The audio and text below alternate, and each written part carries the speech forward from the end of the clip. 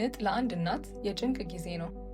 በዚህ ጊዜ አካላዊና ስነልቦናዊ ድጋፍ እየተደረገላት እንድትቆይ እንዲሁም ልጇን በሰላም እንድትገላገል ሙያዊ እርዳታ ማድረግ የጤና ባለሙያዎች ኃላፊነት ነው።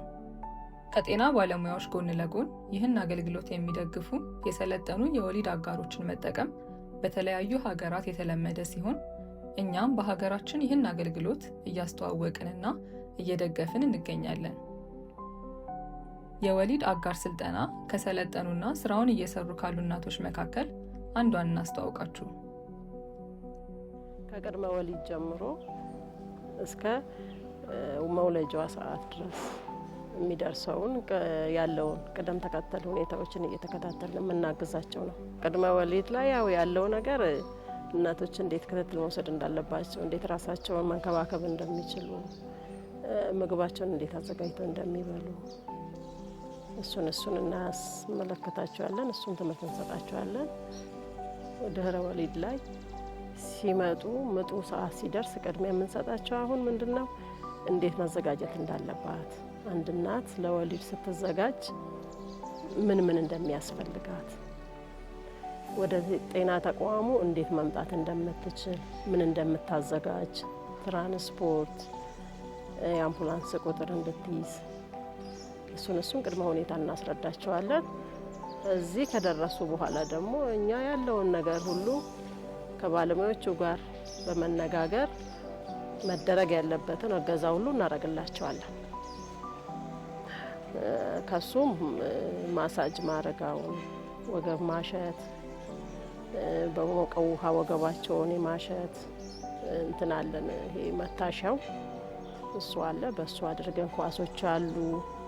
በሱ ዘና እያረግናቸው ሀሳባቸውን እየተቀበልናቸው ህመማቸው ጋር እንዲታገሱና ድምጽ እየሆን በሰላም እንዲገላገሉ እናቶች ከወለዱ በኋላ ደግሞ ልጃቸውን እንዴት ማጥባት እንዳለባቸው፣ እንዴት መንከባከብ እንዳለባት፣ ራሷንም እንዴት መንከባከብ እንዳለባት፣ ህፃኑ ስንት ቀን ድረስ 15 ቀን ድረስ እንደማይታጠብ፣ ጡቷን ስታጠባ እጇን ታጥባ እንድታጠባ፣ ራሷን ደግሞ ንጽህናዋንም ጠብቃ እንድትንከባከብ፣ ልጇን ከብርሃን ገለልተኛ እንዳታረገው፣ ልጇ ወደ ቢጫነት እንዳይቀየር፣ የቢጫነት ምልክት እንኳን ቢያሳይ ቶሎ ብላ ወደ ጤና ተቋሙ እንድታመጣ እንድናት፣ ከዛ በኋላ ልጇን እንዴት መንከባከብ እንደምትችል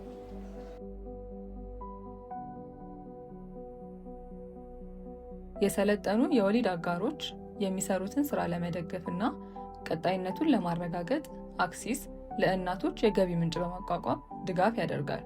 እኛ ሰርተን ከምናገኘው 15% እዚህ ለሚገለገሉ እናቶች ልናደርግ። ለምን ተቸግረው የሚመጡ እናቶች አሉ። አንዳንድ ሞዴስ የሚያስፈልጋቸው፣ ለህፃኑ ራሱ አንዳንድ ጨርቅ ምናምን የሚያስፈልጋቸው ነገሮች እንዲሸፈን ነው ከምናገኘው ነገር 15% ለነሱ ነው። እኛ ስንኖር በጣም ደስተኛ ናቸው እናቶች።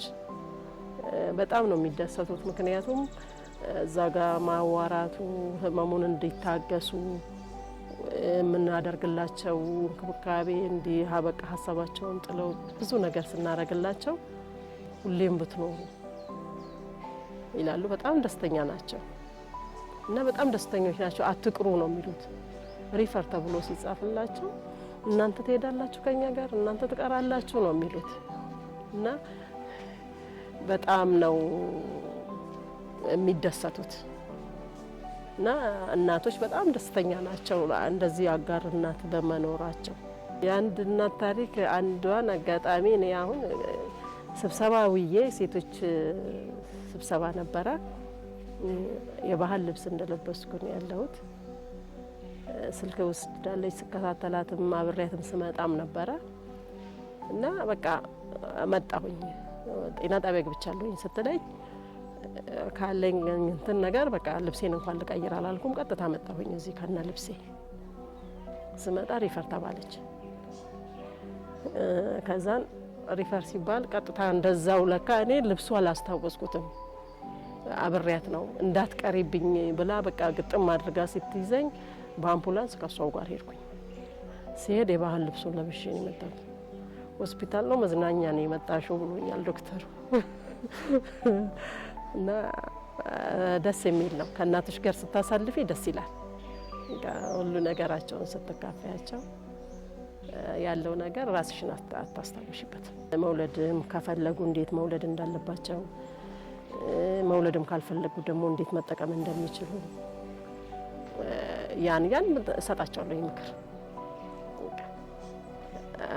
በተገኘው አጋጣሚ ሳልናገር አላልፍም። እርጉዞቹንም ሳይሄዱ እዛ ጤና ጣቢያ እንደዚህ እኮ አለ፣ እንደዚህ አይነት እርዳታም ስላለ እንዳትፈሩ፣ አሁን በሰላም ነው የምትወልዱት እያልኳቸው በቃ ግንኙነቴ ከነሱ ጋር ስለሆነ ከዚህ ያላነሰ ነው እዛ የምሰራው። እኔ መናገር የምፈልገው አክሴስ አላማው ጥሩ ነው።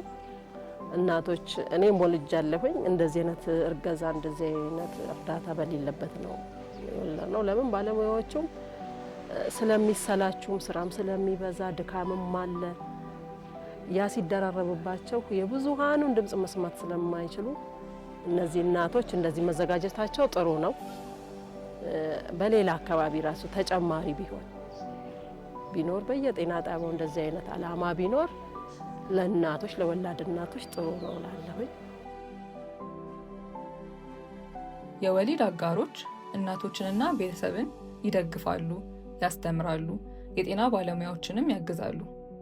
እኛም ይህን አገልግሎት ለማስፋፋት ለማዘመን እንሰራለን።